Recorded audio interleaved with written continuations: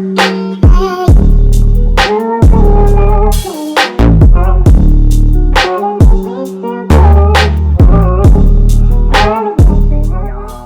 it going? So it's a new video. It's Relly here. How you doing? Again, if you don't know me, you can call me Relly, Terrell. I don't really give a hoot because a lot of people call me different names anyway, honey. So yeah. Anyway, so it's nice to see y'all. I hope y'all are faring well in this weather. In the midst of this pandemic, what have you. It's a lot of chaos going around. So I just pray everybody doing all right and you're doing fine and all that good stuff. So I'm here to talk about my art. I think I'm gonna just do a little art talks, because I can show my art, but I get really insecure about it when I'm trying to talk about it, because a lot of times I don't really know how to describe it. It's really hard for me, especially like when you have to describe it on the spot for somebody. So it's a little difficult. So I'm gonna really start trying to be more talkative about it instead of just just showing you picture after picture after picture. You fees it. So I'm gonna talk about my latest one that I did, which is right here. And if you don't know already, I like to do a lot of religious things, because I'm a believer in God. I really am. And yes, being that I don't like females, that may come across as very extreme and very just, what the F to a lot of people. It may seem very confusing, but to me, I know it's real. I feel it in my heart. I know it in my spirit. Now, I know I'm not perfect. I'm not, the best at keeping contact with the Creator like I should, and I have slacked off. But that does not keep me from believing. That does not stop me. Because He gave me this talent, He gave me the ability to do this. Because if it's one thing that I know how to do, it's art, It's my avenue. It's a way for me to open up. It's a way for me to show the things that I see in my head, in my heart, things that I feel. And the things is my way of speaking the things that I can't say with words. I hope that makes sense. So I have to tell it visually, and as they say, pictures are louder than words, because there are just no words to describe a certain thing, So anyway, so this I call, You Shall See My Back, right? And I've been really trying to read the Bible and really, try to understand it, and try to defeat the myth that it's impossible to read the whole Bible, and it isn't. And it just amazes me how a lot of people believe that, because when I was younger, I used to hear it too. I've heard my mom say it back then anyway. I'm sure she doesn't believe that now, but I've heard her say it back then, and I just heard different people say it, and I used to believe it. But honestly, I just think that people think the language is hard to understand because it's not modern language, so you really have to use your brain power in order to understand it, and you have to really get in your head and try to visualize these things. And I understand that may be hard for a lot of people because not everybody is a visual person. They're very kinesthetic, or they're very oral, or auditorial, so they're much better listeners or speakers, analyzers compared to being a visualist, So I understand that, and there's a lot of parables, a lot of metaphors and things like that.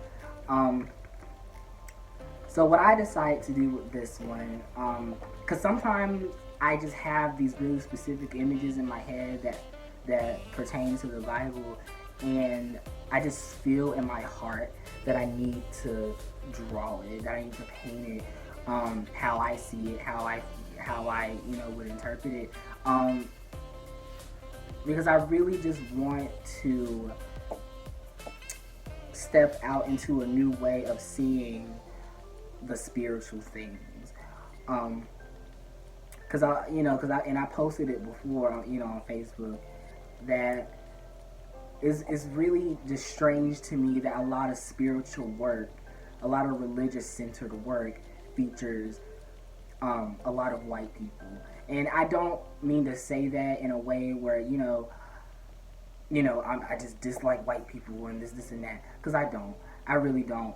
But I'm just, I'm tired of seeing white people in art, or at least religiously speaking, I should say, at least religiously speaking, because in these very ancient works, they just feature strictly Caucasian people. So I really want to change the narrative of that and involve all people. But honestly, with my art anyway, it's going to be very symbolic, and I'm going to be using just different characteristics to mean certain things. Like my Jesus portrait, for example. I didn't give him the head of the human because I didn't want people to continuously debate over what skin tone he was. Honestly, I believe he was a brown-skinned man, but at the end of the day, does it really matter because he's our savior, So I just gave him the head of a lamb, because that's what he's called, so technically I'm not wrong. So I gave him the head of a lamb to symbolize that, and I give my divine characters glowing, shimmering skin, rainbow-like skin, just to emphasize that they are otherworldly and they are not human. So yeah, that's what I mean by little traits like that. And also, so with this painting, this is my interpretation of God. I didn't give him a human skin tone like I was saying before. And I just made him really colorful and to really just emphasize that he exists outside of it. He exists outside of our universe. Because, he's above it, his ways are not our ways. His mind is not our mind. He's completely above us, and it is, and right here, that this is Moses, or at least that's my interpretation of Moses. This is inspired by the story Exodus 33:19 through 23. And for those of you who haven't read it, I suggest you should read the whole Bible, honestly, just like I'm trying to. That image always just captivated me. You were privileged enough to be able to see the back of God, if we were to see the face of God, we would die, because it's that glorious, it's that intense, it's just that incredible. So of course, I feel like it makes sense that we would die for the sight of his face, so that would make sense that we would have to be transformed to his light, to his glory, in order to see it, in order to see him. And it's very interesting. He told Moses this, because even afterwards, when he came down from the mountain, the people were afraid of Moses because his face was glowing, like literally glowing, and I try to interpret that with like the yellows and this glitter paint that I be using or whatever. So because I tried to make this video in the middle of the day so you can really see how it glimmers, just to really give you the feeling or the idea that his glory is just mystical and everything. I'm really trying hard to to explain it. I'm not very good at explaining things, but so yeah, I really enjoyed making this. And it really didn't take me too long, not at all, not at all. And it just, I don't know, it gives me a tingly feeling looking at it, you know? So, anytime I draw God, or a divine being, like I said, I'm gonna give them color and give them shimmer, you know? Or at least, you know, if they are a good spirit, you know, like, well, divine, same thing, I guess, yeah. So yeah, and also I just tried to put like to cover his face with like space. It's like a cloud of space, and when he moves, it moves with him. I don't know if that makes sense, but that's just how I see it. So it's just to really emphasize the kind of power he has, or whether it be the power to create or whether it be the power to destroy. You know, he has the universe following on his face. You know. So yeah, that's just me. That's just how I made it. So I hope y'all like it. Yes, yes, yes. So yeah, that's that one. So yeah, I just want to speak about that real quickly. I'm gonna try not to make these videos too long and try not to really just go on and on about it. I mean, because I got a lot of paintings, you know, that I feel like I should talk about. But then again, maybe I should do two. Maybe do two videos. Okay. So what I'm gonna do two paintings, and I'm gonna talk about it, each of them real quickly. And just to see how much I like it, and just to really, again, I guess, just get it out there so I can just talk about it. So I guess another one that I could do is, yeah, I can talk about this one. This is a kind of an old one. Okay. So to some people it might be a little dark. I have been told before that my art can be a little dark. And honestly, I agree. I agree. But that's only because I want to portray good and evil. I want to portray happiness and pain, joy and sorrow. You know, this life is not made up of only happiness. We all know that. This life is not made up of only just sorrows too, you know? So I really want to just show to you how I feel, how I be feeling, or at least how I felt, how I'm feeling, and how I possibly will feel. I don't know if that makes sense, but yeah. Anyway, I call this the chasm of tristesse, and tristesse means simply sadness. It means sadness. And it's funny because when I first painted this little part wasn't here or whatever, and I was progressively making it look better and, you know, and everything. But then one day, this woman came to me, and it was the funniest thing because she knew me, but I apparently didn't know her, or at least, like, I kind of forgot, you know, because I think I only talked to her like one time, right? And she had asked me for my name. I said Terrell, whatever, and then she suddenly looked at me, and she was like, "There is sadness in your eyes," you know.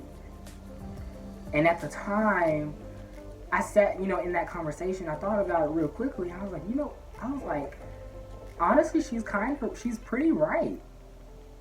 I mean, I'm pretty sad, you know, and that may come as a shock to, you know, a lot of people who've spoken with me or who know me. But yeah, I mean, deep down, I was pretty sad. So it really just blew my mind how this woman I've barely spoken to, she just pointed that out in me.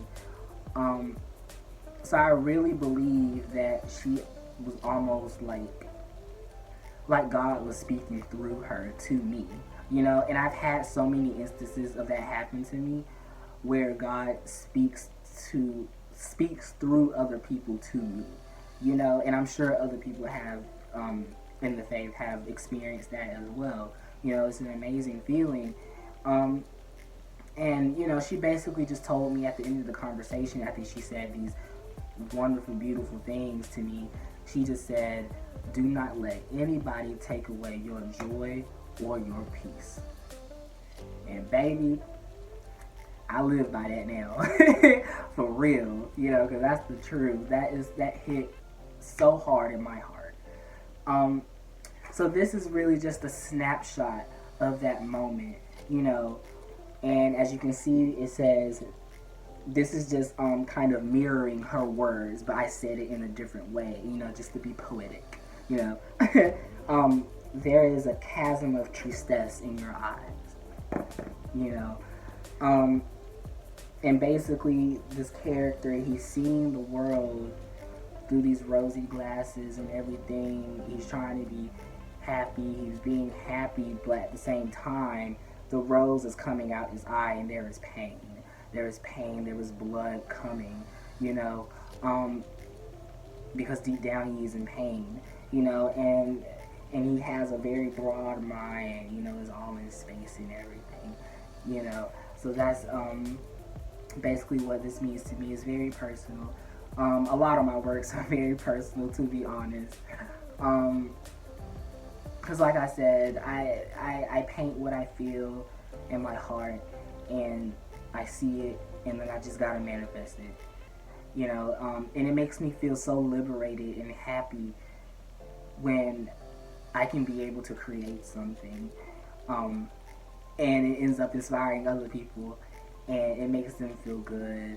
So this is why I am an artist. I love to be an artist. Thank God I'm an artist. So I really can only pray that my work continues to inspire people, and that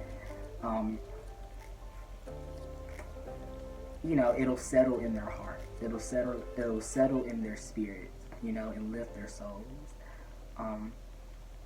So yeah, this is the chasm of tristesse.